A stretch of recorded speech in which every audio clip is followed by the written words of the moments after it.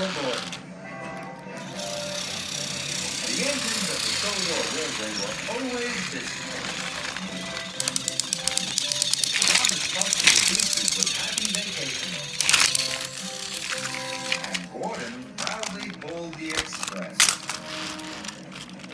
Gordon thought he was the strongest, fastest, and cleanest engine on the whole of the railway. But one thing bothered him. His firebox rattled as it cooled down at night. Gordon knew his rattle stopped the other engines from getting to sleep. That night, Gordon's firebox went click, clunk, click, clunk. Thomas and Percy started to chuckle. "Rattler Gordon's keeping us all awake," peeped Percy. "The only engines keeping other engines awake," puffed Gordon crossly, "are little engines with very bad manners." But secretly, he felt rather embarrassed. In the morning, Percy teased Gordon again. "Rattlebox is awake at last," he puffed out loud. Gordon ignored Percy. He did not like being called names. "I'm the strongest and the best," he told himself. "Strongest and best, strongest and best, cleanest and fastest, and pull the express." He wished the other engines would remember that. Later, Gordon pulled into Knapford Station. "Oh, look," laughed Emily. "Rattler Gordon's here. He's pulling the Click-Clunk Express." This made Gordon very cross indeed, especially because Diesel overheard. "I hope your Click-Clunk gets better soon," oiled Diesel. "See you later, Rattler." Gordon was very cross indeed. He decided it was time the other engines learned to treat him properly. So later, at the water tank, he pulled up ahead of James. James was surprised. At Knapford, Percy had brought Gordon's horses into number 1 platform. "Off you go now, Percy," said Gordon. "Number 1 is my platform. Little engines shouldn't hang around." "You're a boastful, bossy, big blue spoiler," Percy muttered to himself crossly. Later, Gordon told his friends to give a polite toot-toot whenever they saw him. "But why?" asked Thomas. He was very puzzled. "Because," huffed Gordon grandly, "I'm the strongest and the best." Steamed away. "You can toot at him if you like," wished Emily, "but I'm not going to." Gordon steamed across the island.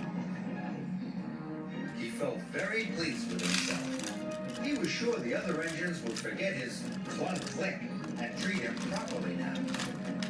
He saw Emily coming. Listened for her toot-toot. But Emily didn't toot at all.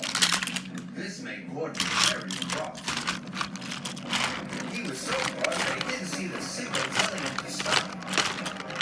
And he didn't see the goods train ahead until it was too late.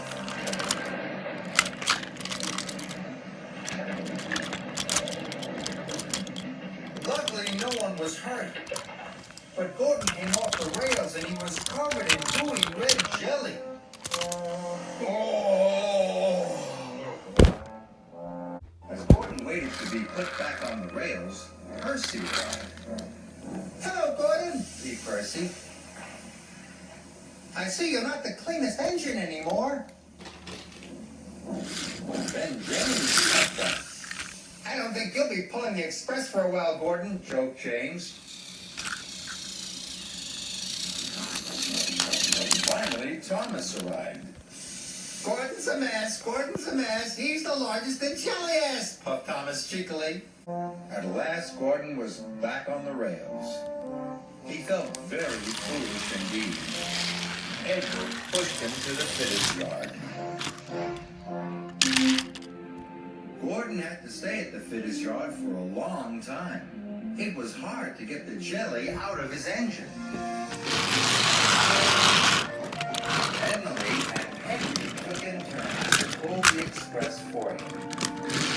One evening at Tidmouth Sheds, Henry huffed, "It's hard work pulling the express."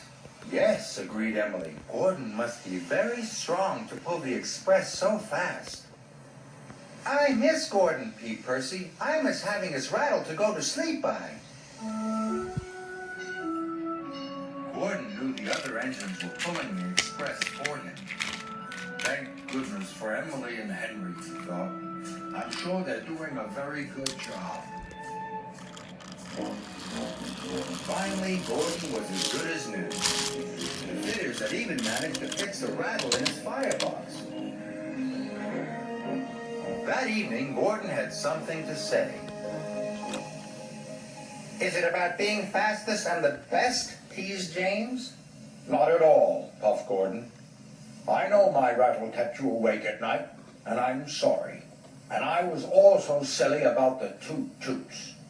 I realize now that engines toot-toot other engines because they work hard and deserve it, not because they ask for it." "But we think you do deserve it, Gordon," said Thomas, "because you work hard and you are a really useful engine." All the other engines agreed. Now all the engines greet each other with a cheerful toot-toot. For all the hard work they do on Sir Topham Hatt's railroad.